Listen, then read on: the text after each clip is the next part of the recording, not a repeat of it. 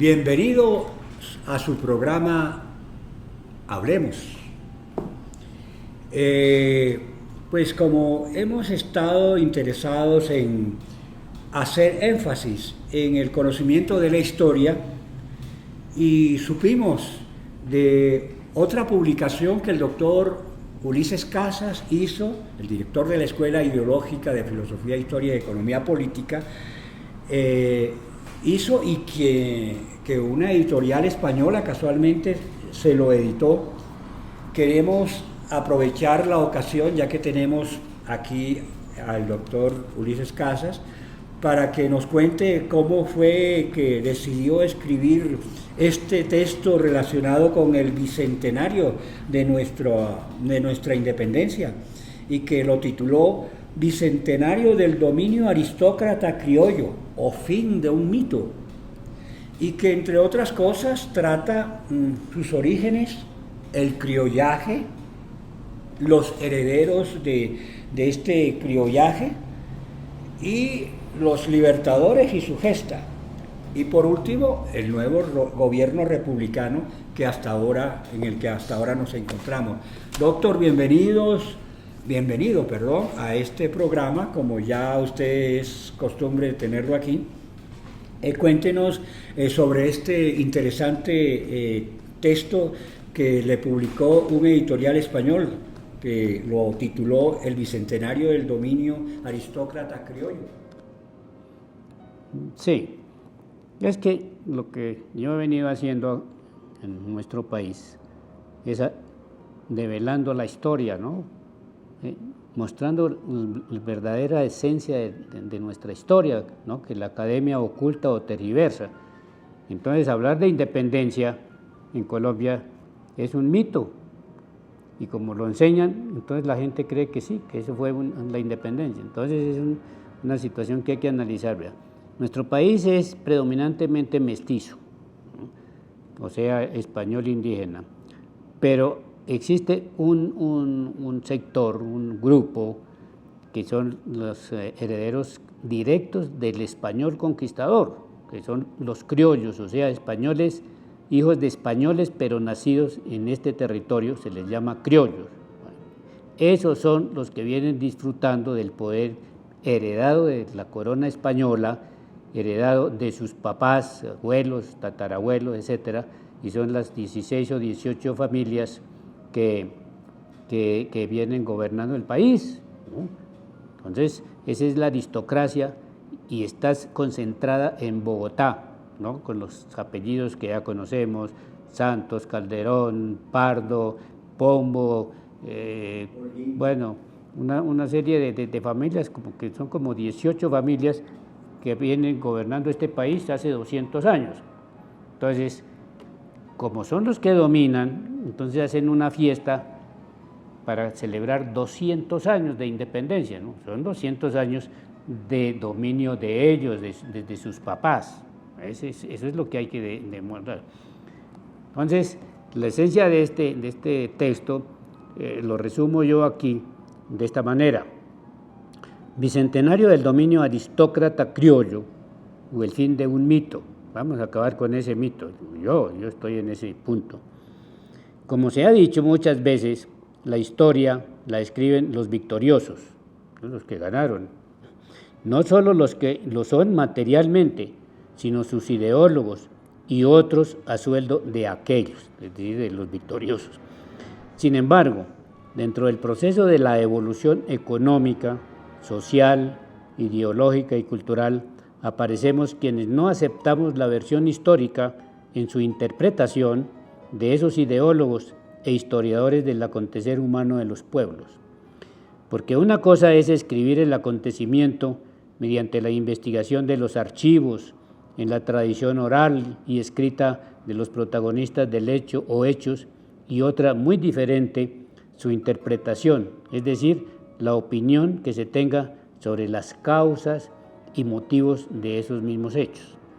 Quienes no pertenecemos a los sectores dominantes, como yo, tanto económica como social, cultural y políticamente, nos apartamos de la interpretación oficial que se hace de la historia cuando enseñan historia, por parte de sus ideólogos y de la academia. No es lo mismo la versión oficial y su interpretación por parte de las academias de historia, verdaderos institutos geriátricos, unas gentes ahí ya ancianos que repiten y como tienen autoridad, entonces todo el que los oye les agacha la cabeza y tienen una respetabilidad, ¿no? Yo creo que es por lo que son ancianos, no por lo que enseñan, ¿no? Que lo que debemos hacer los verdaderos institutos geriátricos, que lo que podemos hacer nosotros y debemos hacer, nos encontramos en otra parte de la estructura económica, social y cultural de los sectores dominantes. Esa es, digamos, lo que yo vengo aquí interpretando y haciendo una crítica, o sea, un análisis de ese acontecer y de ese fenómeno de la independencia, porque es que además unas veces lo celebran el 20 de julio, el de 1810, y otras veces el de 1819 del puente Boyacá. Y hay la memoria, y esa es la academia, y ese es el profesorado, porque de dónde más, pues si no hay investigadores, habrá profesores, profesoras, ¿no? que están como en esta misma situación de análisis, ¿no? Pero eso es contado, lo oficial, lo dominante no es eso, lo dominante es lo oficial y la ignorancia, la tergiversación o la interpretación equivocada y mañosa de los acontecimientos históricos. Fíjese que cuando me enteré de la publicación de ese libro, la lectura me dio la impresión de que usted estaba haciendo alusión al surgimiento de la clase emergente política actual, que ha sido liberada por el doctor Álvaro Uribe Vélez, que desde el 2002, si no estoy mal, viene gobernando, últimamente en cuerpo ajeno, para no decirlo de otra manera. De todas maneras, a mí me parece interesante la ruptura que ha hecho este representante de la provincia para frenar, o por lo menos no entregarle el dominio absoluto a esas castas aristócratas y burguesas. Entonces, cuénteme a ver si de pronto yo estoy malinterpretando el título, porque no he tenido oportunidad, desafortunadamente, de leer ese libro, que pido pues me lo facilite para poderme empapar de él, y en fin, pero así a grosso modo, cuénteme cómo fue que, es decir, cómo considera usted que ese rompimiento, o el fin de ese mito se dio, y en qué incide el advenimiento de gobernantes de la nueva dirigencia como la del doctor Álvaro Uribe Vélez, que desde el 2002 está gobernando. Sí, claro. Precisamente esa centralización aristócrata aquí en la ciudad de Bogotá, ¿no?, impide que la provincia se pronuncie, que la provincia asuma la dirección del Estado. E incluso eso sucedió con el mismo Mosquera, ¿no?, atacado por estos y cerrado. Y en el caso del expresidente Uribe es lo mismo, como es un provinciano, como es un tipo que viene de la provincia, pues no tiene por qué gobernar en este país. Pero entonces lo que sucede con él es que tiene un programa político, es decir, que se llama el Estado comunitario. Y esa tesis y esa política del Estado comunitario lo llevó a cabo a través de los llamados consejos comunitarios que hacía todos los sábados en las regiones. Entonces llevó su política a las regiones, porque es un hombre de la región. Y su continuidad en la presidencia también siguió llevando a cabo lo del Estado comunitario a través de talleres Construyendo País, que también iba los sábados a las regiones, pero que paró la cuestión de la epidemia. Entonces, la región está abandonada por el centralismo, ¿no?, y ellos los han puesto otra vez la región a tener protagonismo, y por eso es que gana, no es por otra razón. Entonces, ese fenómeno es importante tenerlo en cuenta, porque de lo contrario caemos o se cayó en lo que es defender esa aristocracia bogotana y lo hizo a través de la justicia. Entonces unos magistrados que montaron todo un complot para llevarlo a la cárcel, para sacarlo del escenario político, porque en una conversación de la asamblea, de una reunión de la corte, un magistrado le dice al otro, no, mire, esto de lo de Uribe no es jurídico, no tiene por qué ser jurídico, esto es político, ¿no?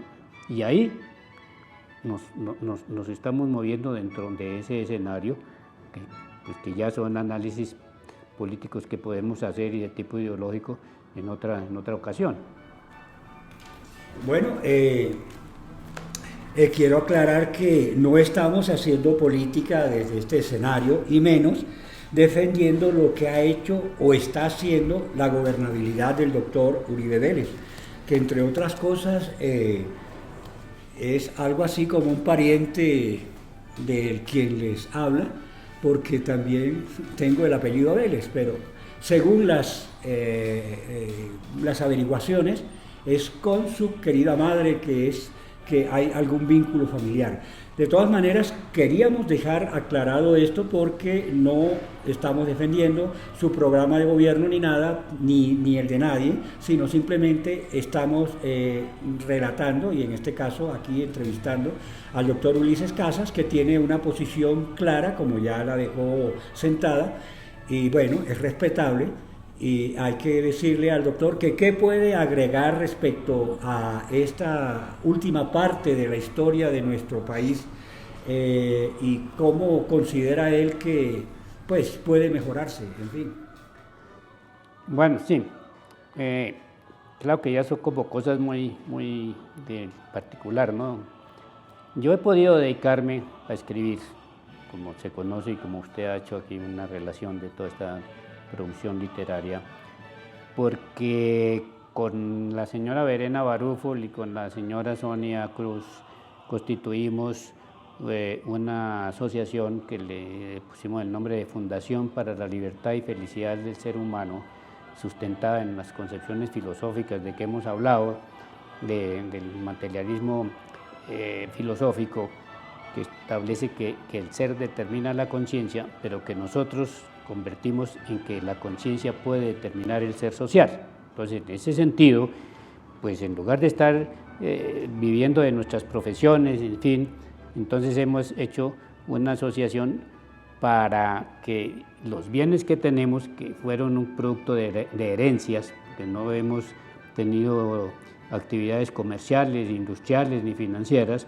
entonces con ese patrimonio que recibimos de herencias, tengamos unas rentas que nos produce la posibilidad de dedicarnos al trabajo, a la producción literaria, a la producción de todas estas actividades y aportarle al país y a la sociedad en general y a las generaciones jóvenes que ojalá trasciendan en ese sentido de superar la ambición personal, de la propiedad individual y de la riqueza acumule y acumule riqueza, porque es que la acumulación de riqueza genera ya una esclavización del personaje, tiene una riqueza y esa riqueza va exigiendo que crecer, ¿no? Porque todo está en permanente movimiento. Entonces ahí es donde el ser humano se convierte en alienado en lo que tiene. Entonces nosotros queremos que nos liberemos de ese dominio y constituyamos una vida digna,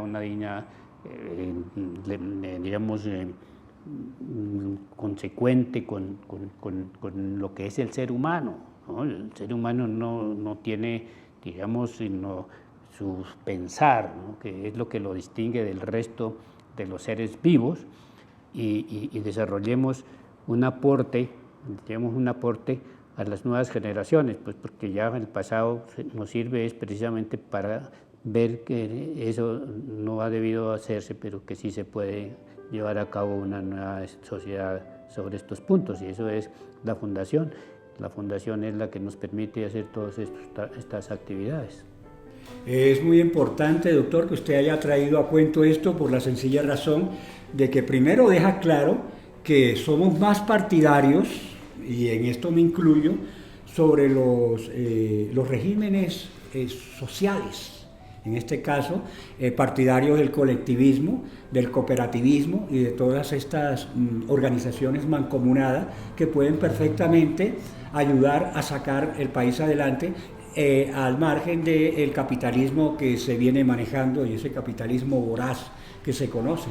Entonces, el doctor Uribe Vélez, que hace alusión al cooperativismo, pero de una manera muy particular, que si lo comparamos con lo que viene haciendo la Fundación para el Desarrollo, como se conoce, Fulves, y que es casualmente, y es importante nombrarlo, hacerlo saber aquí, que ha estado detrás del sustento de del desarrollo de la Escuela Ideológica de Filosofía, Historia y Economía Política, la que usted dirige, y era por eso muy importante que usted hiciera claridad al respecto, para así pues dejar sentada nuestra posición, que no es inclinada hacia los regímenes personalistas, sino más bien de índole colectiva.